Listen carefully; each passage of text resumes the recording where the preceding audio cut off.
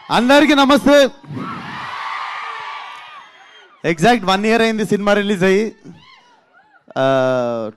March 22 దాటితే అరే ఒక 1 year అయిపోయింది సినిమా రిలీజ్ లేక అని ఫీల్ అవుతుండే నేను. సో 1 year ఎండ్ కాకముందే I'm coming with one more film, Gaami. So మేము ఇది స్టార్ట్ చేసినప్పుడు సరిగ్గా నా పేరు కూడా మీకు తెలీదు, అప్పుడు స్టార్ట్ చేసాము. బట్ బలంగా నమ్మింది ఏంటంటే ఒక్క మనిషిని, Vidyadhar. This man had a vision. అది ఎంత క్లియర్ విజన్ ఉండే అంటే, నేను బేసిక్గా నేరేషన్స్ ఏంటా ఈ సినిమా నాకు మనిషిని కలిసినప్పుడే అర్థమైంది నేరేషన్ ఇయ్యలేడని. అంటే చాలామంది ఎగ్జాజరేట్ చేసి చెప్తారు ఏం లేకపోయినా, ఒక నేరేషన్లో చాలా మిస్మానిపులేట్ అవ్వచ్చు మనము. బట్ నాకు అర్థమైంది మనిషి నేరేషన్ ఇయ్యలేడని చెప్పి ఇంత భగవద్గీత అంత బుక్ తీసుకొని వచ్చాడు నా దగ్గరికి. అండ్ నా ఎదురుగానే టీచర్లా కూర్చుంటే మార్నింగ్ నుండి ఈవినింగ్ వరకు చదివి నేను ఈ సినిమా చేస్తున్నా అని చెప్పినుండే. నాకు అన్ని సినిమాలు ఇచ్చిన కిక్ వేరు. ఇది అంటే నాకు తెలిసి నన్ను, విద్యాని, కార్తిక్ని, ఆర్ట్ డైరెక్టర్ ప్రవళిక అండ్ మన సీజీ టీమ్, మా టీంలో ఉన్న వాళ్ళందరినీ, చాలా చిన్న టీం ఉండేది మాది, less than 20 people who believed in this film. And అక్కడ నుండి స్టార్ట్ అయ్యి today watching it on big screen feel so proud.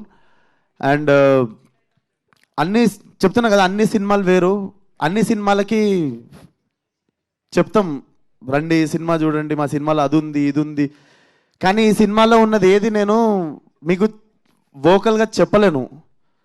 నేను మీకు ఓపెన్గా చెప్పగలిగేది ఒకటే, మీకు మాస్ డైలాగులు ఉండవు, ఐటమ్ సాంగ్ ఉండదు, మొత్తం థియేటర్లు లేచిపెట్టేట్టు విజిల్ కొట్టే ఫైట్లు ఉండవు.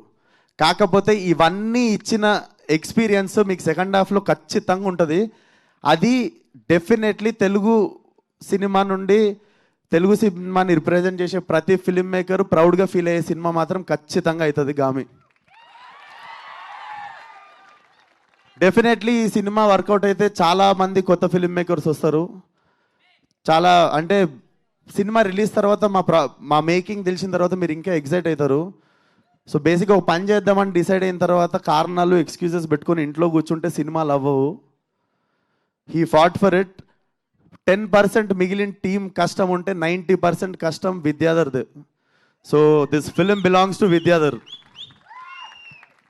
And thank you so much అన్న. ఈ సినిమాకి చీఫ్ గెస్ట్ ఎవరు వస్తుర్రు ఏంది అని మాట్లాడుతున్నప్పుడు I do not wanted to put it in one column.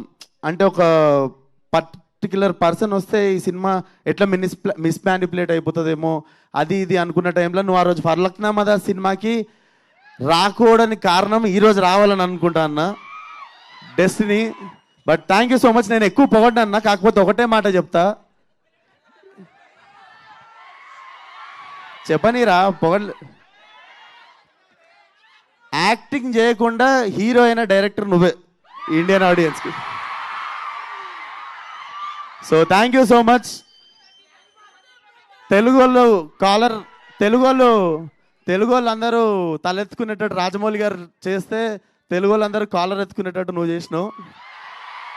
So thank you for existing, పుట్టినందుకు thanks.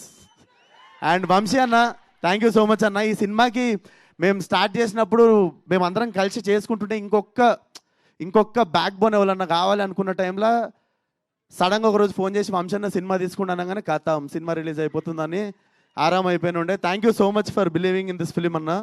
And Karthik thank you so much. And he so loyal to his investors. Crowd funding సినిమాని start చేసిండు. మేము ఎవరం ఎన్ని మాట్లాడినా Karthik note నుండి first వచ్చే పదం thanks to the crowd who believed in them even when I was not part of that film. So crowd నుండి ఫండ్ చేసిన వాళ్ళందరికీ కూడా చాలా చాలా పెద్ద థ్యాంక్స్. అండ్ ఫైనల్లీ మా ఫ్యామిలీ, అక్కడ మా మమ్మీ డాడీ అక్క అక్కడ ఉన్నారు. Thank you so much. నేను ఈ షూటింగ్కి పోతున్నప్పుడు ఏం తిరుగుతున్నావు ఏం చేస్తున్నావు అంటుండే, ఇదే చేస్తుండే. అప్పటికి హీరో కూడా కాలే, ఏం చేస్తున్నావు ఏం తిరుగుతున్నావు వాళ్ళు ఏం చేస్తున్నావు అంటుండే, ఇదే సినిమా చేస్తుండే అప్పుడు నేను. So thank you daddy, thank you అమ్మ, థ్యాంక్ యూ అక్క.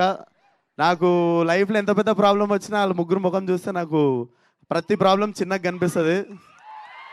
So thank you for always believing in me. Love you మీ ముగ్గురికి. ఇంకా మాట్లాడదాం. ప్రీ రిలీజ్ ఉంది March 8th. థియేటర్ రండి, కొత్తగా ర్యాంప్ అవుతుంది. Thank you.